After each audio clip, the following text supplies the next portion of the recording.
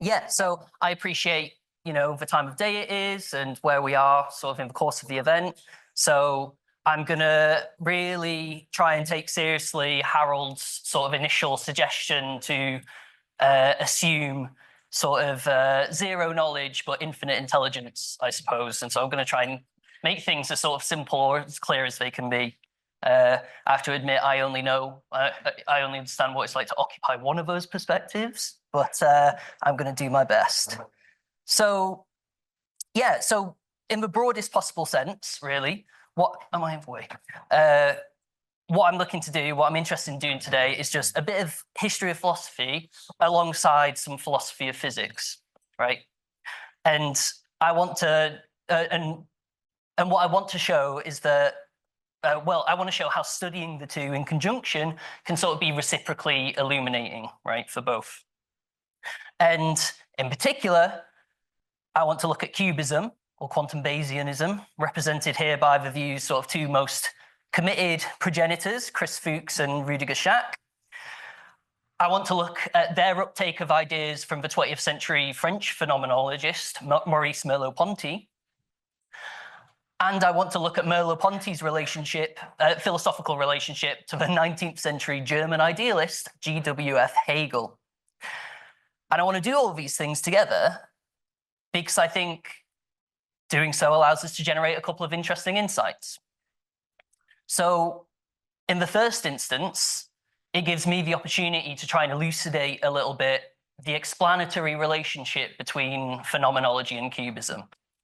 So I know that there are people who work on this in this field, on this sort of intersection between these two areas, but at least where Fuchs and Schack themselves are concerned, the details of this relationship tend to be left a little bit vague.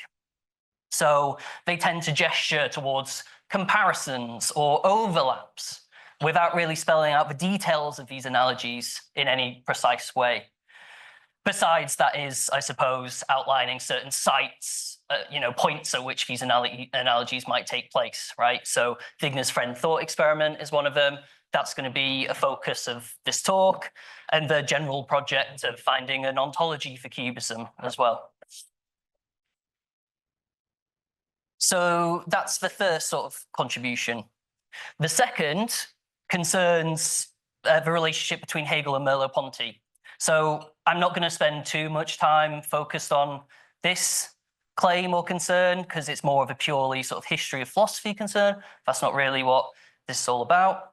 But I'll discuss it briefly because it leads us to our third insight, which is this sort of somewhat ironic and surprising revelation about the extension of Hegel's influence via Merleau-Ponty into contemporary philosophy of physics. And I'll say something in a moment about why this revelation is surprising or interesting, or ironic or surprising. But I'll just get my fourth main sort of contribution on the table, and this is my claim that once we appreciate and identify this sort of line of historical influence running from Hegel through Merleau-Ponty to QBism, then running in the opposite direction, we can identify a series of increasingly strong explanations for a key part of the QBist view, for their response to Wigner's friend thought experiment.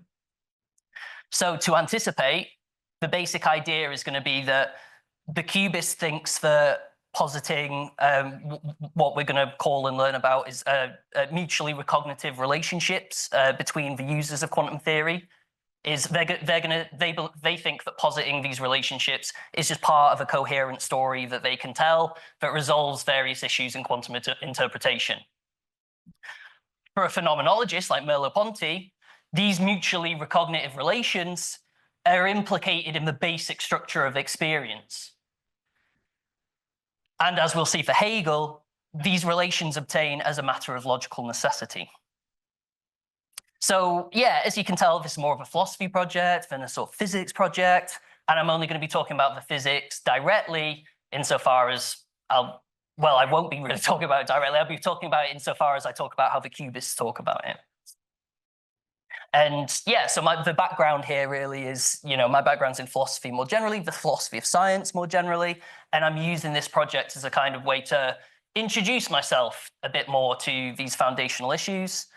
And, you know, I'm just wanting to do that by leveraging all this stuff against the sort of thing that I'm more familiar with. And I figure, you know, publish or perish, why not use that leveraging process itself as its own sort of research project. Right, so the plan is I'll say something about QBism, I'll say something about phenomenology, I'll say something about Hegel, and then I'll try and wrap it all up in a neat little bow. Before I start talking about QBism, though, I guess I'll say something about the reception of Hegel's philosophy, at least in sort of 20th century analytic philosophy. So I appreciate we have people in this room from different disciplinary backgrounds. And so just in case there's not someone here thinking, oh, crikey, why is this weirdo bringing up this sort of esoteric German idealist? Let me give you some sense of why maybe you might want to think that. So here's our Lord and Savior Bertrand Russell and what he had to say about Hegel. So Russell wrote that almost all Hegel's doctrines are false. His views may be regarded to some extent as an intellectualizing of what had first appeared to him as mystic insight. And this is Karl Popper. Hegel's fame was made by those who prefer a quick initiation into the deeper secrets of this world to the laborious technicalities of a science. So the impression we get here about attitudes to Hegel in 20th century analytic philosophy, he's a charlatan, he's a profoundly unscientific thinker, right? Especially for Popper, right? In the Open Society and Its Enemies, Popper really labors this point, right? Not only is Hegel, in fact, an unscientific philosopher, he's an anti-scientific philosopher. His project and his way of thinking just doesn't seem to be reconcilable with any sort of respect for scientific inquiry. But Popper's wrong, right? We've known for like in the Hegel scholarship, have known for quite some time that Hegel was in fact well educated in physics and mathematics of his time, obviously, owned many contemporary textbooks and read mainstream scientific journals in multiple languages. He immersed himself within the scientific research culture of his time. So he met and conversed with scientists. He took part in scientific societies. He filled his philosophy of nature, so his book or his work that's his main philosophical account of the natural world, that's riddled with references to the sciences. And yeah, and actually, if you collect all those references together, the reference list runs to something like over 13 pages or something. And he actually revised his philosophical thought in light of the scientific developments of his time. So his encyclopedia for the philosophical sciences, there's a few editions of it spread out over a decade, maybe a little bit less. And there's changes in it that are explicitly and directly the result of the changing science of his time. And so I kind of see this paper as contributing to this ongoing, yeah, so I mean, hopefully you get a sense of how inaccurate maybe this orthodoxy that's maybe less so now, but still definitely in the air in sort of contemporary analytic philosophy circles, right? And I see this paper as contributing to that sort of very prolonged effort to push back against that orthodoxy. And in fact, I see, in a way, I'm going a step further, right? So I'm not just contending that Hegel was in fact committed to making his philosophical system responsive to and revisable in light of scientific developments, but I'm suggesting that there are even certain conceptual resources in Hegel that might be useful or relevant in contemporary philosophy of physics. And in a way, what greater indictment of this attitude is there, right? That something as seemingly wild and ridiculous as Hegelian philosophy might have some relevance in contemporary philosophy of physics. Okay, let me talk about QBism. So what is QBism? Well, here's a pretty good sort of summary of the view from a relatively early to sort of like mid paper in the QBist literature. So QBism is the view that quantum mechanics is a tool that anyone can use to evaluate one's probabilistic expectations for one's subsequent experience. Now, importantly, actually, there's a bit missing from here. I guess it should really read, quantum mechanics is a tool that anyone can use to evaluate one's probabilistic expectations for one's subsequent experience. And that's all it is, right? So the idea for these cubists is that the quantum formalism plays no world representing role whatsoever, right? It's really just an addition to probability theory. It's really just a tool for organizing my beliefs about my own future experience. That's it. So that's a very broad outline of the view. And another way actually that is typically represented is in terms of just a list of sort of key claims or tenets. So here's what Fuchs refers to as the eightfold path to QBism, which is an allusion, I believe, to the Buddhist doctrine of the same name. Now, I'm not going to go through this. I'm going to complain about it. So what frustrates me about this, I suppose, besides, elements of its content, is that as a philosopher trying to wrap my head around the theory that is QBism, is that that's not the theory, right? That's a bunch of stuff that the theory says. And sure, it's helpful to have some sense of the official QBist position on certain things.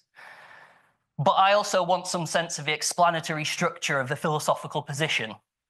What are the really core claims or moves that commit one to being a QBist? And it seems to me that we can sort of distill or reconstruct a recipe that leads you to QBism in just 3 steps. So this is my recipe for QBism. So first, and perhaps unsurprisingly, given what we've already said, you adopt a personalist account of probability. So probabilities aren't in the world. They're not propensities, like Popper would have us believe. So for example, when I flip a coin and say there's an equal likelihood of heads and tails, I'm not really saying anything about the coin. What I'm talking about is my expectations about my experiences of the coin. I expect to see heads just as much as I expect to see tails.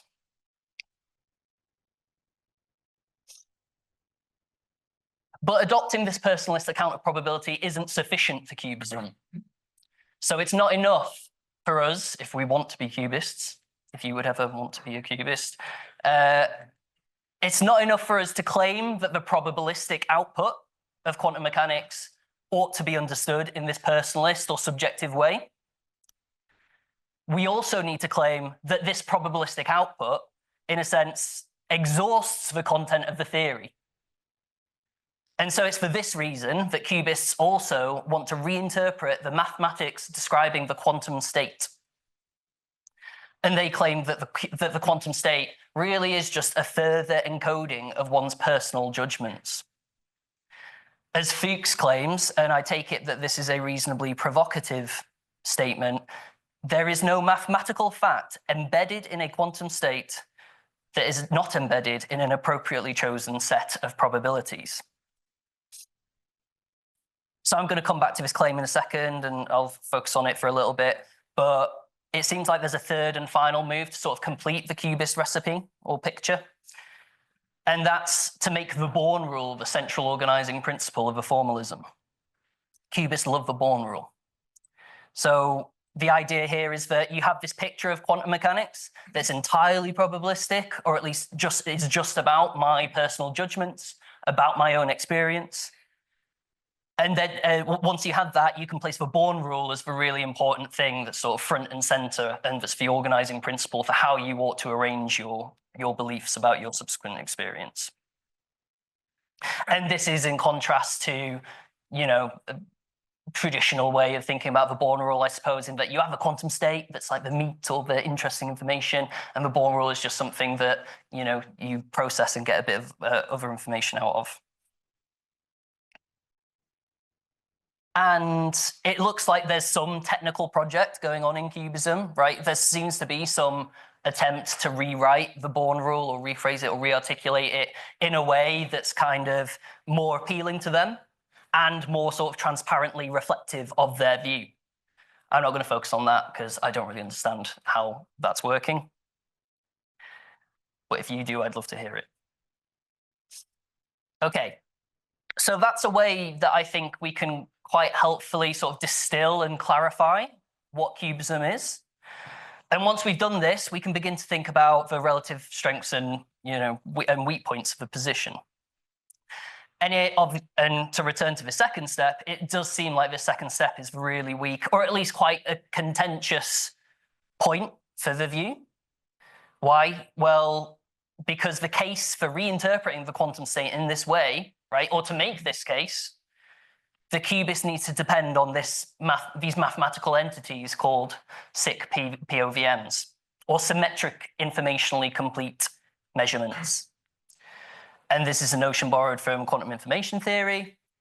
And Fuchs basically just says, and this is verbatim from sort of presentations I've heard as well, if you know enough quantum information theory, then you get this kind of interchangeability between the quantum state and the probabilistic output of the Born rule, okay? And John T, you can correct either Fuchs or my construction of what Fuchs is saying in the discussion. Oh, but I've got a reference to you here as well. So as John T would tell us, or would, remind us, I suppose, these measurements have to be sort of established or proven, right? Or found in some way. And you need to do this in multiple dimensions. And this is a project that Christopher Fuchs is really, really, really optimistic about.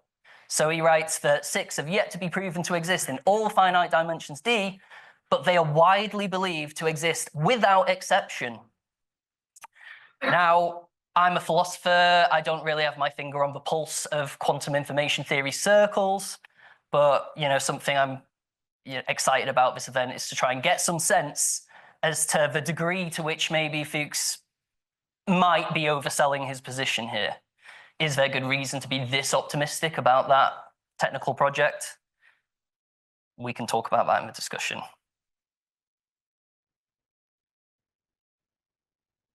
So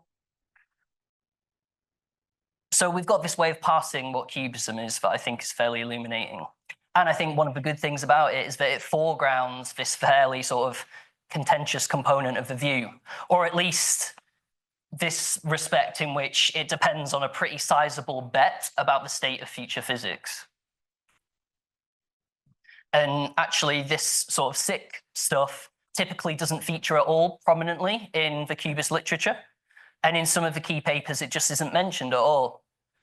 But I think you do have to emphasize it if you're presenting your view as transparently as possible, if your view really depends on it. Okay, so that's all my discussion of what QBism is. The pitch for QBism, right, the ad for it, what's supposed to be a virtue of it, is that it neatly resolves various puzzles in quantum foundations. So, for example, the measurement problem for the qubist simply dissolves. What happens when I take a measurement is no more mysterious than what happens when I check my email, right? So I simply go from having some idea of what I might experience to having a more precise idea of what I do experience. And another puzzle that QBists like to talk about, I'm not focused on the measurement problem for this talk. Another puzzle that they like to talk about is Wigner's friend thought experiment. And I assume we're all sort of pretty familiar with this setup, but just for the sake of going through it quickly. So you just need Wigner, you need a friend, you need some quantum system in a state of superposition. And you take that friend, seal them up in a laboratory, and you let them measure the system in question. And then the friend's going to report the result to Wigner. And the idea is that in this interim period, after the friend has made the measurement, but before they report their result to Wigner, you have this awkward situation where from Wigner's perspective, the friend is entangled with the system and is herself in this kind of superposition of having measured one outcome and having measured the other. But of course, the friend's already measured the system. and so has some definite description, some definite state of the system in mind. So if you assume that the formalism is supposed to represent the world, then you end up stuck with this contradiction between two competing descriptions of what's going on, right? Whose description is correct? For QBism, this worry, just like the measurement problem, vanishes. So the formalism doesn't play this world representing role in the first place. Wigner and his friend don't have in mind two irreconcilable descriptions of a single physical system. Rather, what each of them does have is their own independent account of their own individual experiences or expectations about their experience, right? Still anticipatory in the case of Wigner and corroboratory or confirmatory in the case of the friend. Now, another way in which QBists articulate this solution, their solution to this Wigner's friend thought experiment is in terms of respecting one's fellow. And I find this really interesting. I'm going to sort of focus on this for the rest of the talk. So they claim that the apparent contradiction in the thought experiment is due to a failure to treat one of the participants in the thought experiment as an agent in the full sense of the word. Philip, you were talking about a gap when talking about agency or something. I'll fill that gap for you. Don't worry. Don't worry. So the idea is that Wigner ends up, or rather the Wigner of the example, not Wigner, ends up in this awkward position of viewing his friend as though he's in this entangled state, right, of suspended animation is a phrase that's used, because he fails to recognize the limits of the scope of his own use of the theory, as well as the ability of his friend to apply the same theory reciprocally back to him. So in other words, if Wigner instead initially just ruled out any interpretation of what's going on that treats his friend as a mere object in the world, right, that violates their autonomy or ability to freely pursue their own projects, then he'd find himself pushed in the direction of something like QBism, and the paradox would never arise in the first place.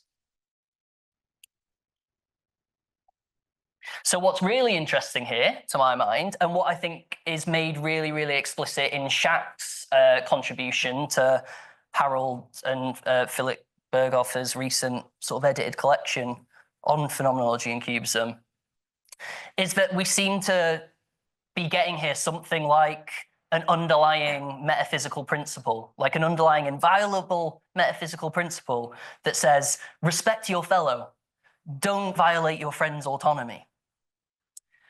So as Schacht puts it, the QBist approach leaves the fundamental autonomy of the agent intact.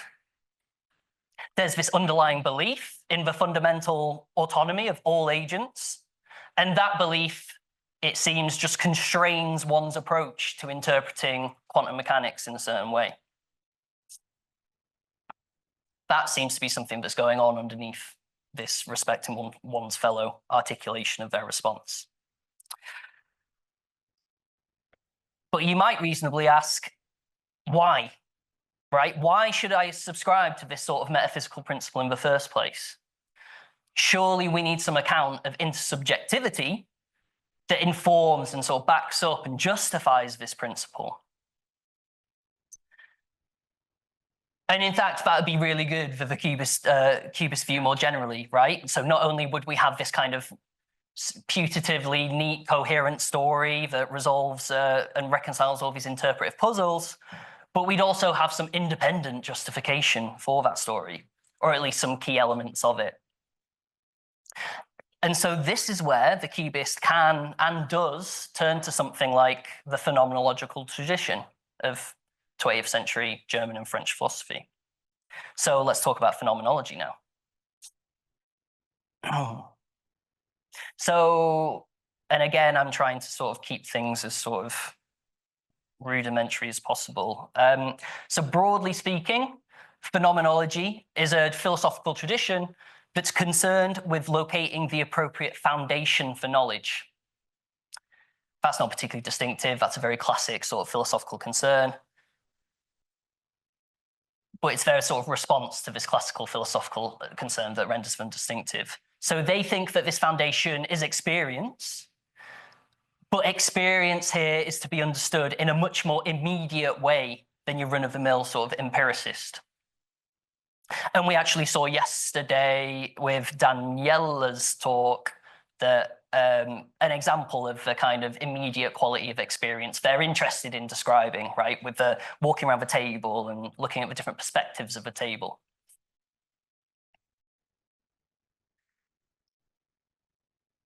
And it's only by locating and adequately describing experience in this way, this kind of experience, that the phenomenologist thinks that we can develop a properly sort of self-critical or presuppositionless, if you like, account of all modes of inquiry, scientific and philosophical. So here's Merleau-Ponty to that effect at the start of his philosophy of perception.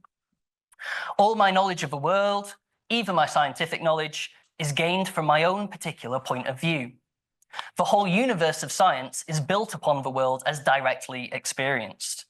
And if we want to subject science itself to rigorous scrutiny and arrive at a precise assessment of its meaning and scope, we must begin by reawakening the basic experience of the world, of which science is the second-order expression.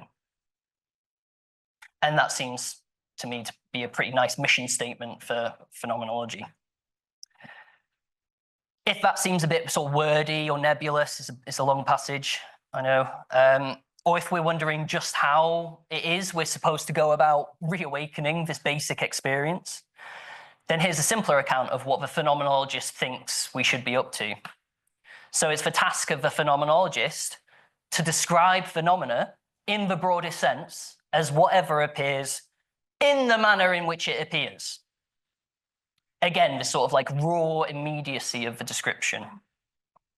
And again, Daniele, the table sort of example is really nicely illustrative of this. So the idea is that attentively describing the basic structures of experience in its most immediate or apparent sense,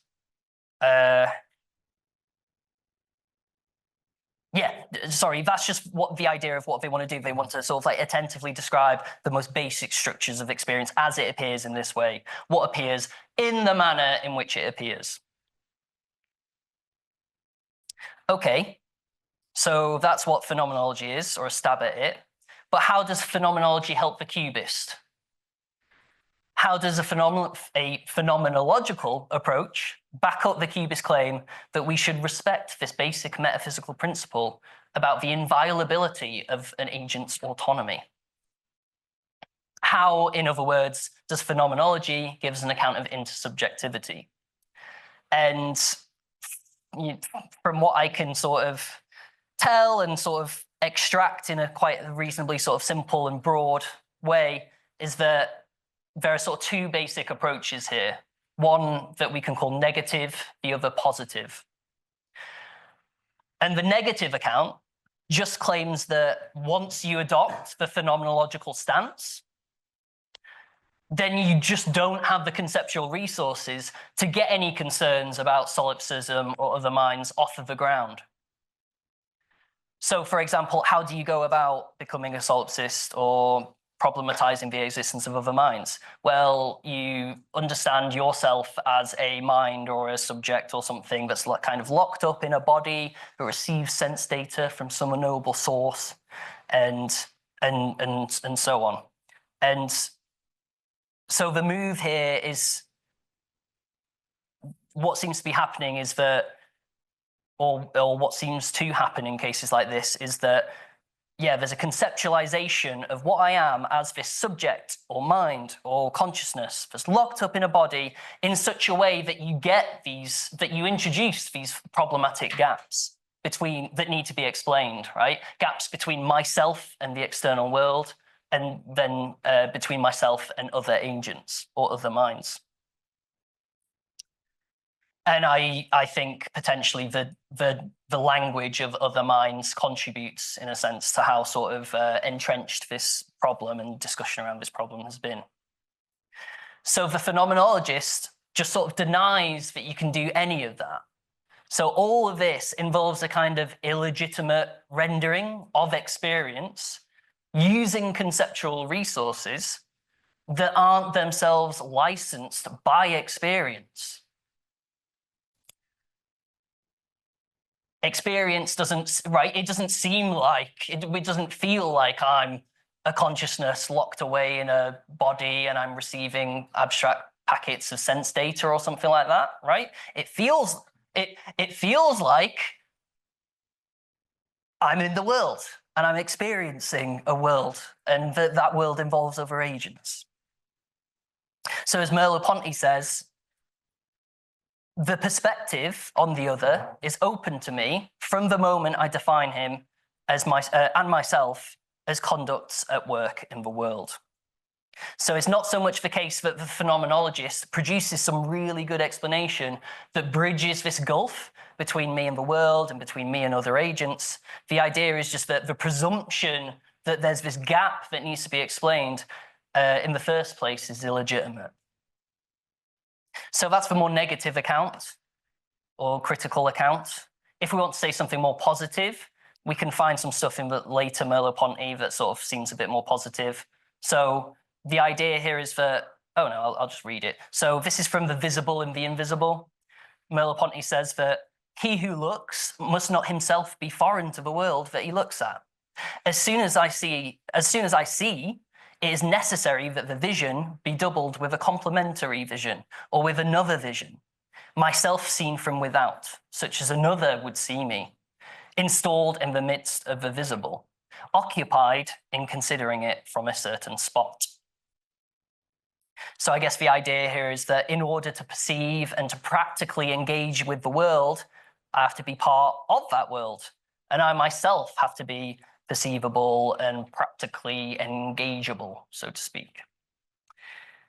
Merleau-Ponty actually, before or after this passage, uses a nice phrase. He says, I have to be inscribed in the same order of being, which I think is quite nice.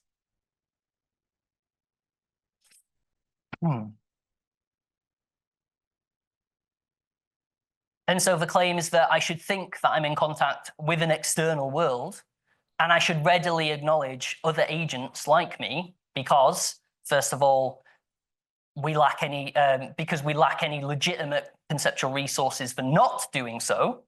And secondly, the more positive account, because surely to interact with the world at all, the world has to sort of interact or be able to interact with me.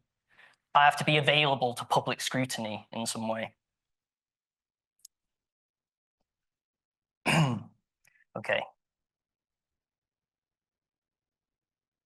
Okay, I'll talk about Hegel now, Hegel and mutual recognition. And I'll just sort of briefly mention his account of intersubjectivity, or what we can call his account of mutual recognition. Now, this account was super influential on Merleau-Ponty and his contemporaries. As one author tells us, this one figure, this notion of mutual recognition from Hegel's work, came to exert an almost suffocating influence on left-wing existentialism. So it's not at all a controversial claim, a controversial claim to say that, oh yeah, this was influential on Merleau-Ponty and his contemporaries' work. But despite this fact, the details of this influence haven't really been precisely spelled out all that precisely. And in fact, in the moments where it looks like they have been spelled out, I think a lot of people get those details wrong. So the same author here in the same paper claims that Merleau-Ponty de-emphasizes this Hegelian concept of mutual recognition in his writings, and especially when he gets a bit more explicitly ontological or metaphysical in his later work. But actually, that just doesn't seem to be true. So The Visible and the Invisible, this unfinished manuscript that was posthumously published shortly after Merleau-Ponty suddenly died, and which is Merleau-Ponty's sort of most explicitly metaphysical or ontological book, is riddled with references to Hegel, and in particular to this dimension of Hegel's thought, his account of mutual recognition. And in the early to mid part of his career, Merleau-Ponty actually writes an essay called Hegel's Existentialism, in which he focuses pretty much exclusively on Hegel's account of mutual recognition, and essentially defines his own philosophical project in similar terms. So there is this definite line of influence running from Hegel to Merleau-Ponty, and specifically with respect to this account of intersubjectivity or mutual recognition. So I'm worried about time. I did have this fun sort of set of diagrams and cartoons that sort of go through Hegel's actual account step by step of mutual recognition, but I think I might just stipulate master-slave, and I might just stipulate, and I'll return to discussion if anyone wants sort of clarification on the moves that get you here. But the just basic idea for Hegel is that my being self-conscious, or my being the autonomous individual agent that I am, consists in my readily acknowledging the autonomy or self-consciousness of other agents. And importantly, this account is a logical or a conceptual one. So Merleau-Ponty himself actually treats Hegel as a sort of proto-phenomenologist. He thinks that Hegel's someone who's sort of concerned with dealing with and talking about human experience. But that's a fairly idiosyncratic reading of what's going on in the phenomenology of spirit these days. And as Stephen Holgate, like a really prominent Hegel scholar working at the University of Warwick, tells us, Hegel does not examine the actual experience of people in concrete situations. He analyzes the experience that logically consciousness must make or should make, given its own particular certainties or its own sort of criteria that it should meet, or its own self-conception of itself. Mutual recognition is the truth that is made necessary by the inherent logic of self-consciousness itself. So if that seems a little abstract, unsurprisingly, then I think a good way of sort of illustrating Hegel's point is by referring to this famous image from M.C. Escher, this sort of hands drawing each other idea. So notice that each hand is what it is in virtue of its drawing the other. And Hegel thinks that self-consciousness just works in the same way.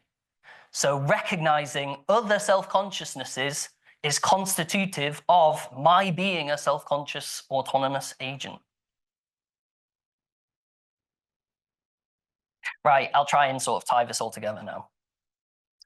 So we've seen that the QBist response to Wigner's thought experiment involves this claim that the fundamental autonomy of the other agent ought to be respected, right? The contradiction is resolved, in other words, if the symmetry between Wigner and his friend is recognized. And the QBist seems to want to say that the claim that this symmetry ought to be recognized is underpinned by a phenomenological account of experience, according to which, as we've seen from Merleau-Ponty, the perspective on the other is open to me from the moment I define him and myself as conducts at work in the world. And what I'm suggesting is that this phenomenological account can in turn be underpinned or understood to be underpinned by a deeper logical or conceptual explanation, according to which self-consciousness for Hegel exists in and for itself when and by the fact that it so exists for another. That is, it exists only in being acknowledged, or only in being recognized and mutually recognized. So this is the sort of picture that I've been wanting to sketch. So I think looking and doing a bit of history of the philosophy in conjunction with this sort of, in conjunction with interrogating this particular view in the philosophy of physics in this way, allows us to sort of learn a couple of cool things. So one, we learn something interesting about a line of historical influence or relevance that extends across episodes in the history of philosophy that you might think are seemingly sort of irrelevant to each other, especially when it comes to the German idealism and the philosophy of physics. And acknowledging this line of influence allows you to access these sort of increasingly strong explanations for a key part of the QBist view. Now, do I think that QBists should start picking up Hegel and engaging in abstract, speculative German idealist metaphysics? Probably not. But I think the fact that they could, or that there are these sorts of conceptual or explanatory philosophical resources available, if they wanted to avail themselves of them, tells us something valuable. So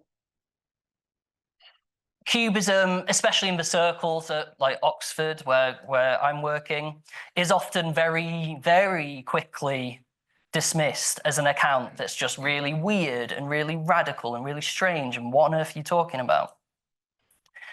But what I hope to have at least sort of shown, or be on the way to showing here, is that at least in some respects, it's really not all that radical at all.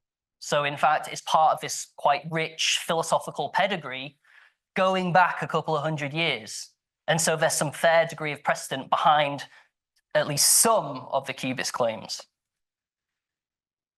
And in essence, I think that this realization at least should encourage us, or those of us who are maybe inclined to sort of knee-jerk inclined to sort of dismiss the view very hastily, to not dismiss it quite so quickly. And that at least is worth some sort of further thinking about and some deeper investigation. Okay, I will stop there. Thank you.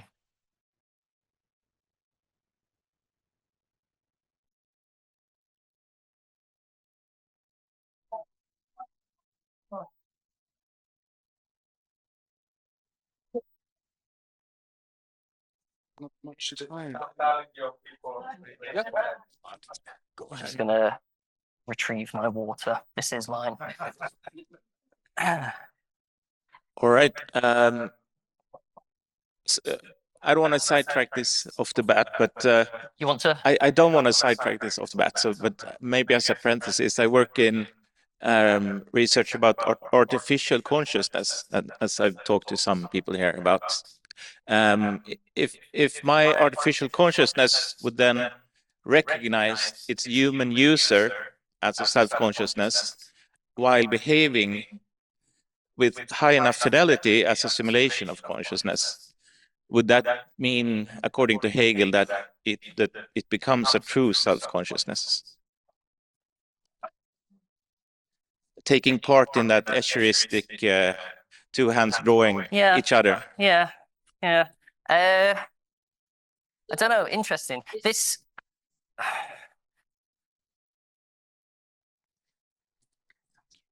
I mean, I haven't thought too much about the application of Hegelian philosophy to like the philosophy of AI and artificial consciousness. I guess.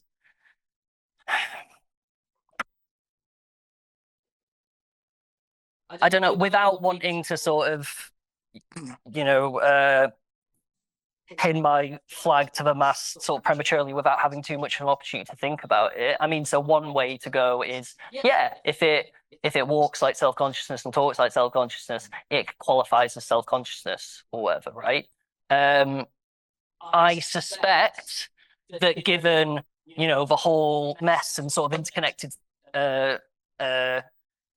content of the rest of the Hegelian system, that there might be sort of other considerations that disqualify there being something such as an artificial consciousness. I mean, I'd be really interested, like, what is it that makes you think that ChatGPT recognizes me as a self-consciousness, right? And I guess that's a sort of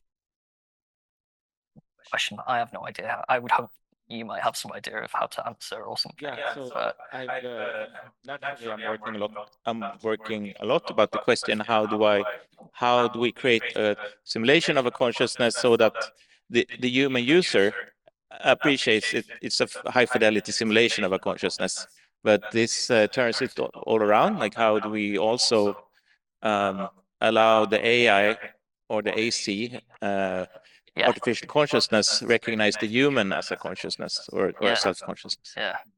So, I mean, I think the answer here for me is just, I don't know. I would have to think about that a bit more. Yeah. Just one comment and then the question. Hegel had one fierce enemy, Isaac Newton. So if you read his encyclopedia, you find a lot of rubbish about nature. So that's just a side comment. And the phenomenology of spirit is an historical reconstruction of the various stages of the becoming of the human consciousness. So I'm sure there is a relationship between Merleau-Ponty and Hegel, but I couldn't really figure out what the influence of Merleau-Ponty on the Cubist is. Of course, you didn't have enough time to spell it out. Maybe we can talk about it later. Yeah, I mean, in a way, that's that is, in a way, the motivating question behind my thinking about this stuff, right? Again, as I sort of said towards the start, like the character of a lot of this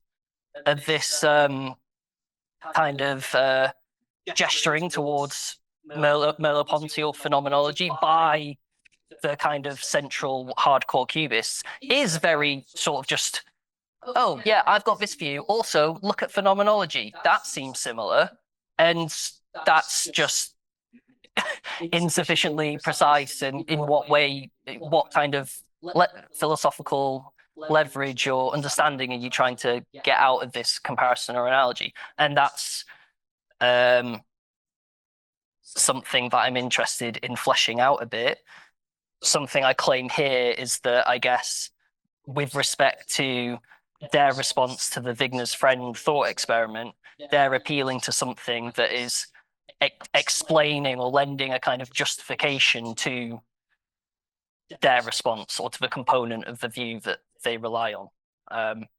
But of course, this is part of the general project that they're interested in, right? You've got this interpretation of quantum mechanics, but unlike other interpretations, an ontology isn't baked into it or packed into it. And so the question becomes, what is the ontology for QBism? And that's... I made a comment because I wasted a year of my life in reading Hegel. Okay, yeah. Oh, great. Awesome. Yeah. Oh, no, I've, yeah, yeah, for sure. No, and that's, yeah, and you even, sorry, so I haven't met you or chatted to you properly yet. You're Italian, is that right? Or, yeah. Okay. Well, I don't like to, I don't like to make assumptions. Great, good. But I've tried to Italian philosophers, and it seems to be part of the school system, right? You learn a bit about Hegel before you even start thinking about university, right? And unfortunately, the British school system isn't quite up to that standard. I'd love to talk to you more about that. Yeah, please, yeah. Please. I like your picture of nature because it really smarts and Cool. Because Douglas Hofstadter in Goyal proposes that this kind of structure is at the core or gives rise to consciousness, like of oneself. So it's not about relating one to another. Yeah. But rather kind of the feeling of the I. Yeah. Is supposed to emerge from what he calls a strange loop, which is precisely an angled hierarchy. And the one appearing in Escher's paintings, as well as Goyal's proof, I am provable, and some of Bach's compositions. Oh. So I didn't know that Hegel kind of considered that. Oh, sorry. So I'll clarify. This isn't like Hegel isn't saying look at MC Escher, right? I don't think that. Yeah. But I yeah. But great. That's really interesting. I think that's there in phenomenology and in like Hegel's account of consciousness as well, right? Like it's you can talk really interestingly and meaningfully about there's sort of two poles and it's a relation to self, and there's thank you for that. Yeah. Well, I was a bit, quite confused by several things here, but. So am I. That's why I'm here. Yeah. And when I looked at some picture that Hegel, there were Hegel and Marie from the QBism, and then you had a relation explained by. Oh. When first I would like to ask you what the conditions for an explanation you have.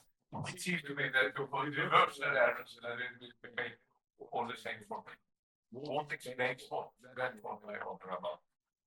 What are your criteria for a good or a sufficient explanation?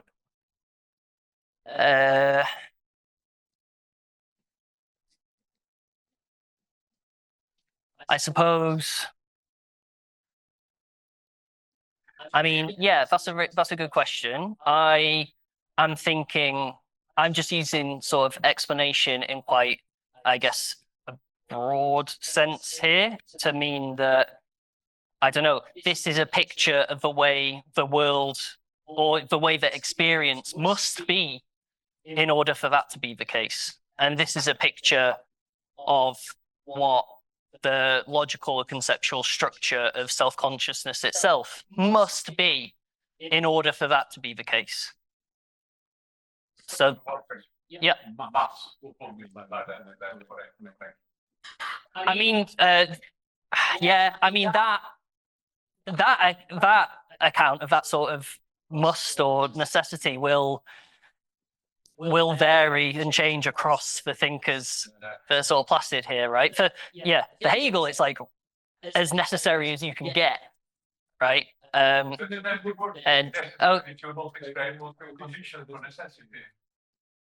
yeah, what are you looking for something that's kind of contemporary modal logic, or You can't just use the word this explains that this is necessity that we are going further because these are some controversial why notions of it. Explanations, for example, in physics, explanations in psychology, explanations in literature, completely different things. You must be explicit about your condition for an explanation. Okay. Cool. Okay. I think maybe let's have a bit of a chat about that. Or yeah. Yeah. One small point in defense of cubists, and then one criticism that's important to what you're saying.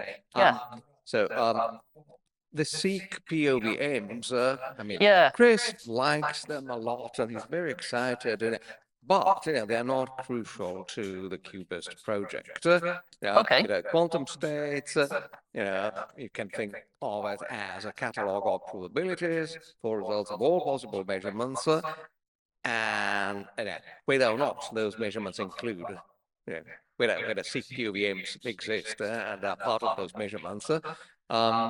And then you say, and if nothing else. So, catalog of probabilities for all possible measurements, whatever they may be, and they might include Sikh POVMs in all dimensions or not, but I don't think that's crucial for the QBists. Sorry, can I just quickly clarify that? Are you claiming that just this part is not essential to the QBist view, or this?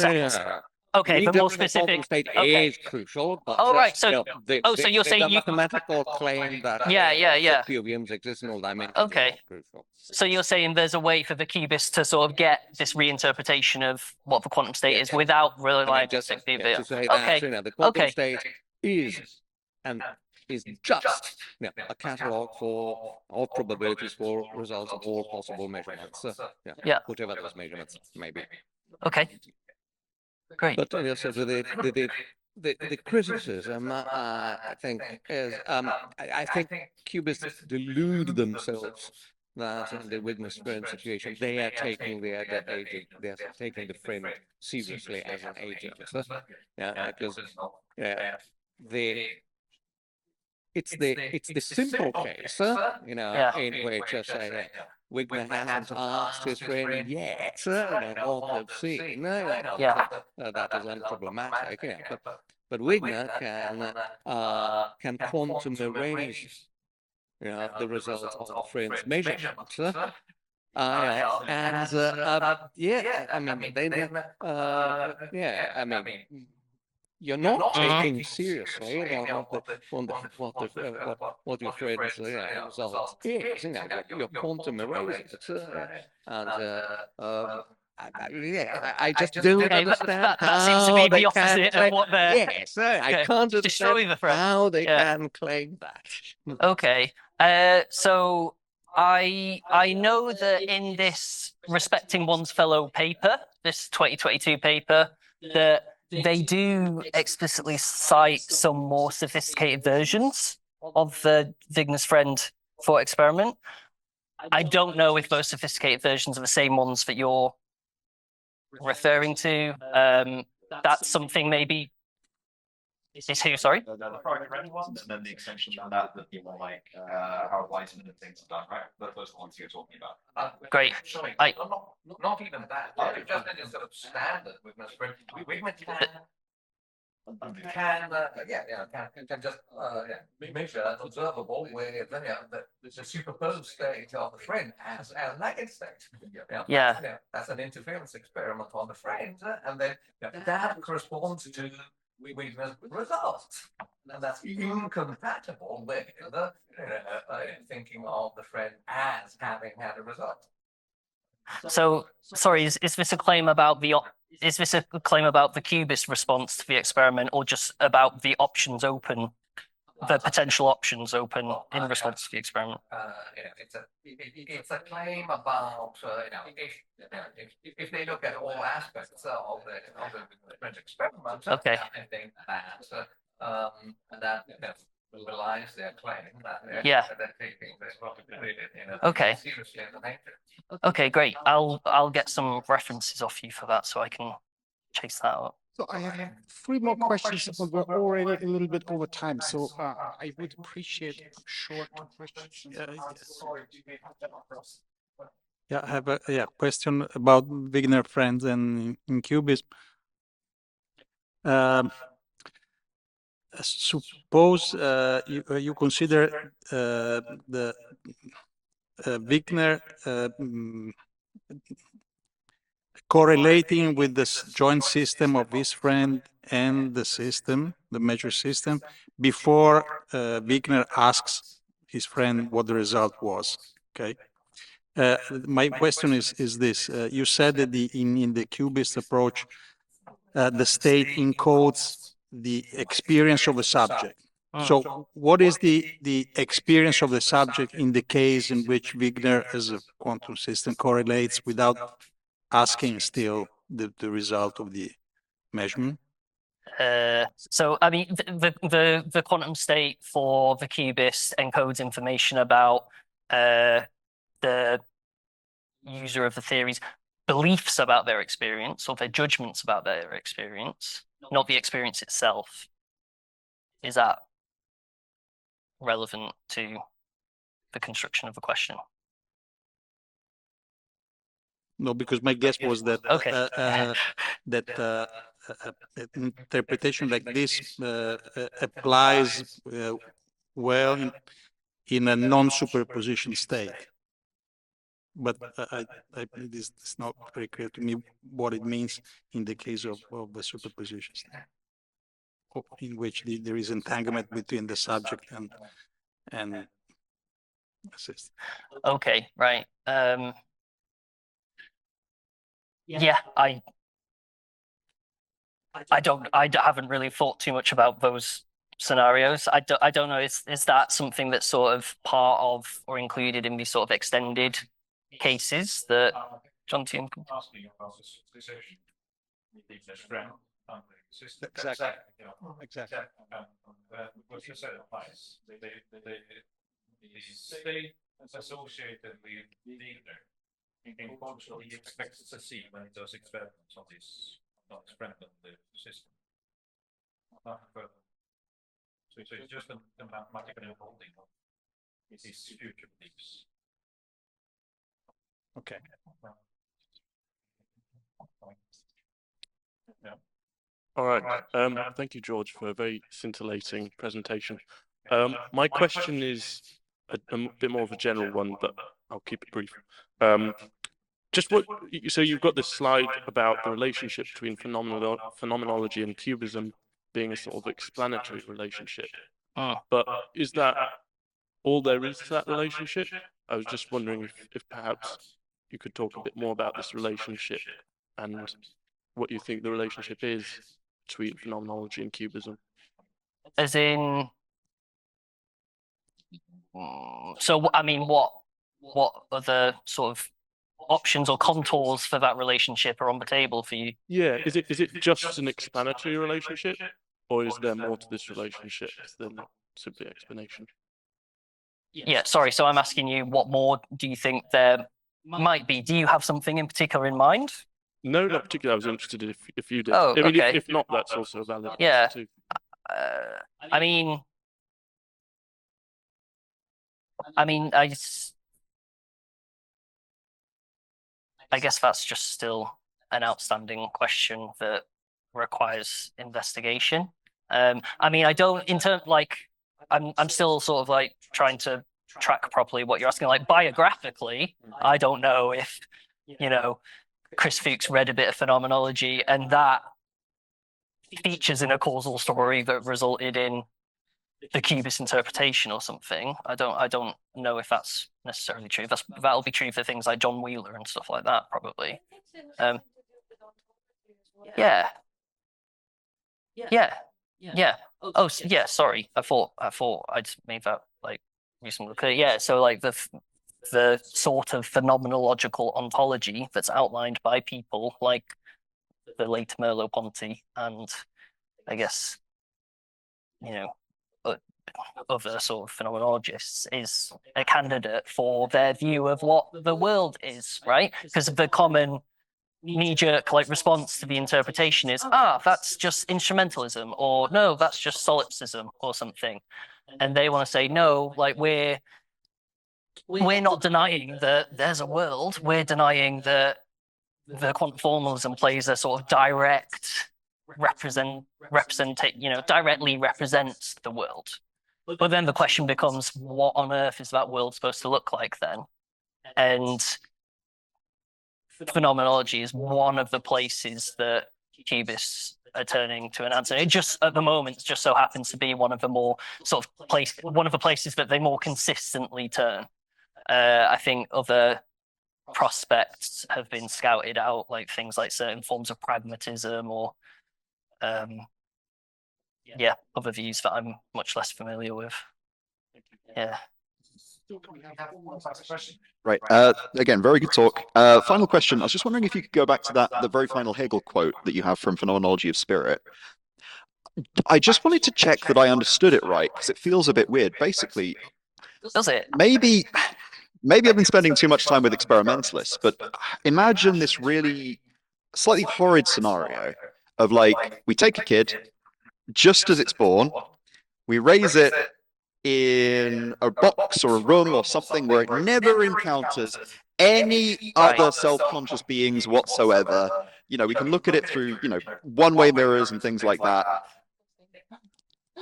Is it a right reading of Hegel to say in this very weird, very niche, very cruel case, Hegel would say that this child, as it grows up, isn't self-conscious?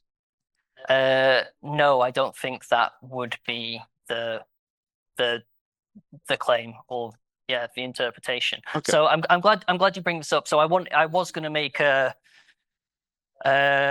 qualification or a clarification in the middle of the talk about this sort of thing, but I just skipped it for time. So the claim isn't that, you know, oh, some kind of what's that Mary Shelley novel, The Last Man or something, right? Like epidemic or whatever, and then there's like you're the only person left in the world. The claim isn't something weird, like that could never happen because of the structure of what self-consciousness is or something, right? This isn't about this account of mutual recognition, the phenomenological account of intersubjectivity isn't about divining the literal existence of actual other individual minds. Okay.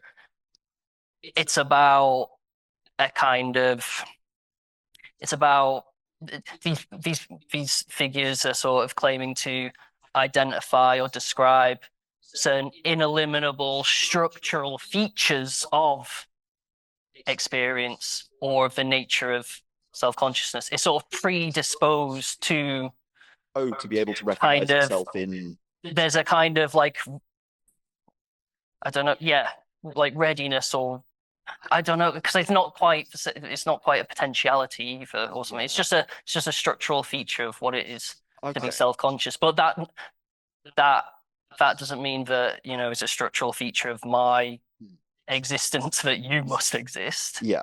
Right? It's not quite like that. Well, I mean, even you say structural feature of existence, structural feature of ability to associate self-consciousness with having met another self-conscious mind at some point in your life and had that kind of mirror recognition moment. You're not saying it's that. It's more the ability, if the mind were presented with some other self-conscious mind, to recognize that self-consciousness is that kind of feature that Hegel's saying is what defines self-consciousness then.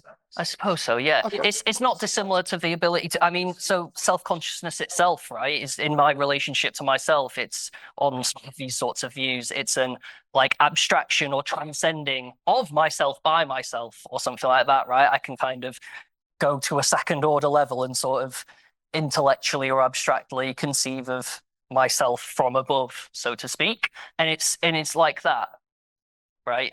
Except sort of like, you know, instead of a kind of abstracted view of myself as myself or from my own position or something, it's from the position of another. Yeah. Yeah, that probably won't. Later on. Just explain this. No, I mean, it's too late. I'm just restrain my big ego. Oh. Thank you so much. Thank you.